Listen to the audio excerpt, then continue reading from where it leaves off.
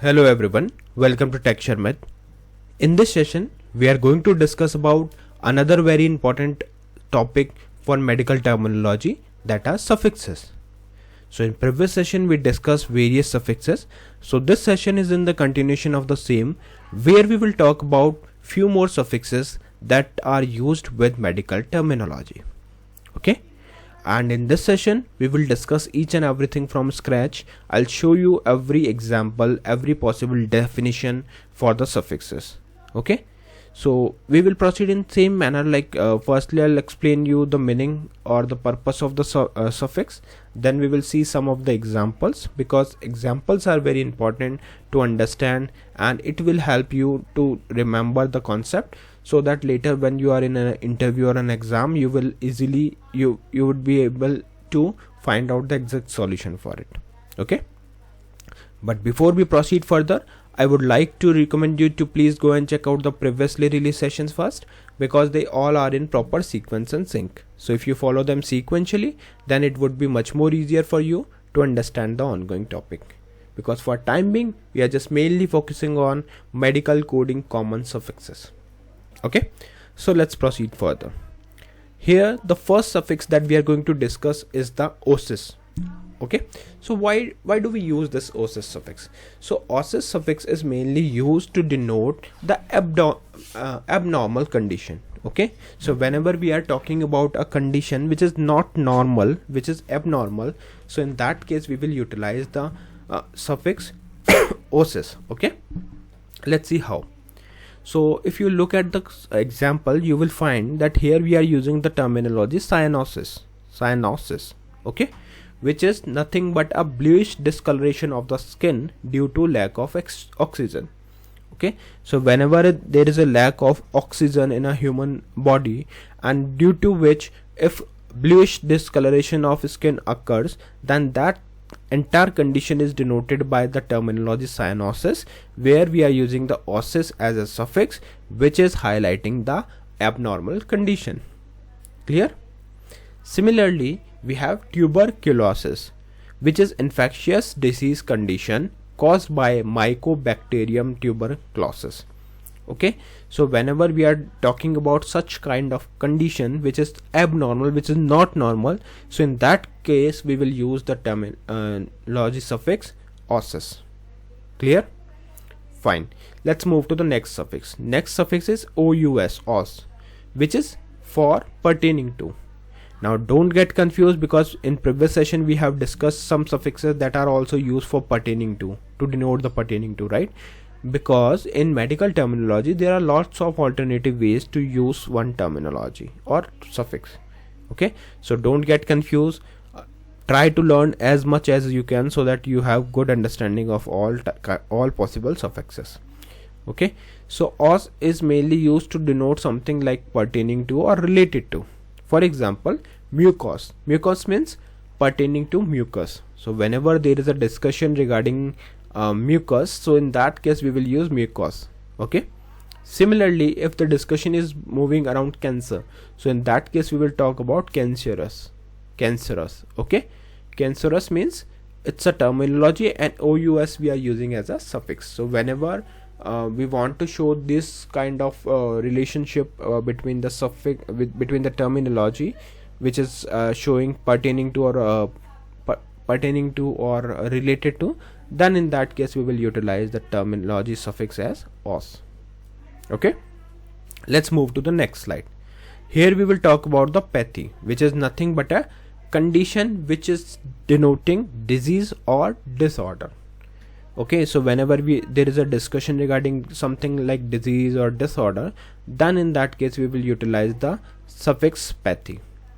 For example, neuropathy. So this is the most commonly used term, right? So neuropathy means disease or dysfunction of the nerves. Okay, so whenever there is some issue regarding the dysfunction of the nerves, then in that case we will use the terminology neuropathy, which is composed with suffix pathy. Clear? Then we have myopathy. Now we all know myo means something is related to muscle, and pathy means something is related to disease or disorder. So you can simply say it's a disease of muscle tissue. Okay, So this is the advantage of learning both prefix and suffix, because if you know about the prefixes, if you know about the suffixes, then it would be very much easier for you to find out the exact answer of your interview or exam question. Okay, fine. Let's move to the next suffix, that is penia. Penia means deficiency or lack of. Okay, so if something is lack, or if there is any kind of deficiency of anything, maybe blood or anything, then in that case we will utilize the suffix penia. For example, leukopenia. Leukopenia means deficiency of white blood cells. So if a patient is suffering from leukopenia, then we can easily identify that there is a deficiency of white blood cells. Okay, and how we have find it out? Because we noticed that penia is mentioned in the end as a suffix. So if suffix is penia, that means there is something there is something lack, or there is a deficiency of anything. Leuco means white blood cells. Clear? Similarly, we have lymphopenia. Lymphopenia means deficiency of lymphocytes. So if there is any deficiency of lymphocytes, then in that case we will utilize the terminology lymphopenia, where we are using the penia as a suffix. Okay, so far we have discussed 4 suffixes. I hope that is clear to you. If you have any doubt in any of the example or if any of the suffix, then you can simply comment me in the comment section. Okay, and for today, there is one more slide where we will talk about 2 more suffixes, that is phagia and phagy. So phagia means eating or swallowing. Eating or swallowing, that means dysphagia. Dysphagia means difficulty swallowing.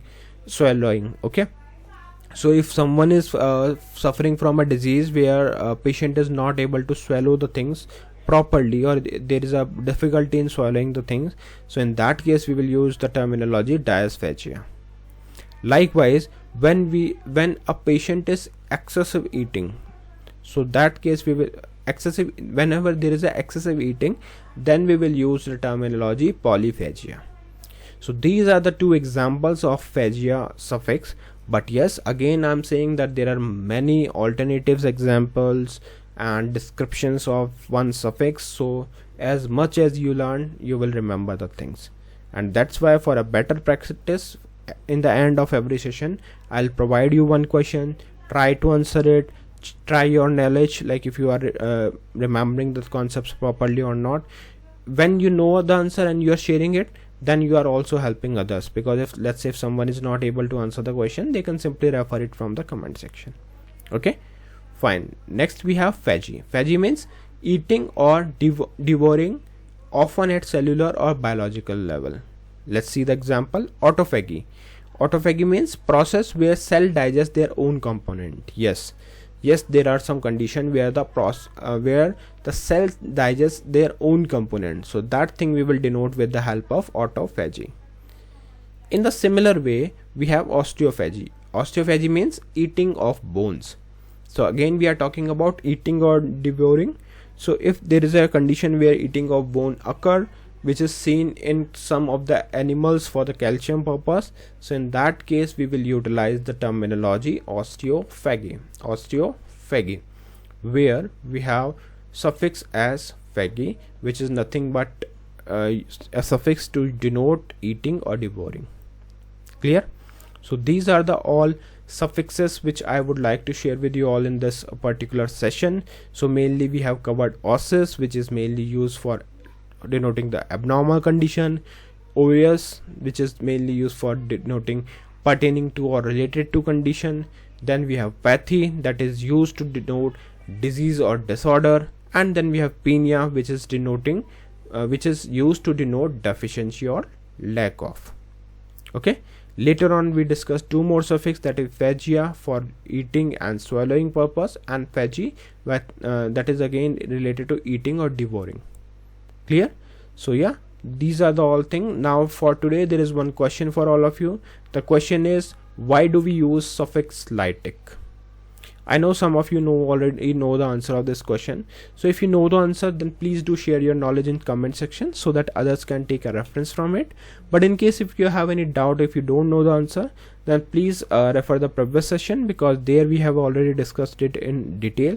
And then once you got the answer, then you can simply share it in the comment section so that others can take a reference from it. Okay. So yeah, that's all for today. In the next session we will discuss few more things. So thank you for watching Tech Sharmit.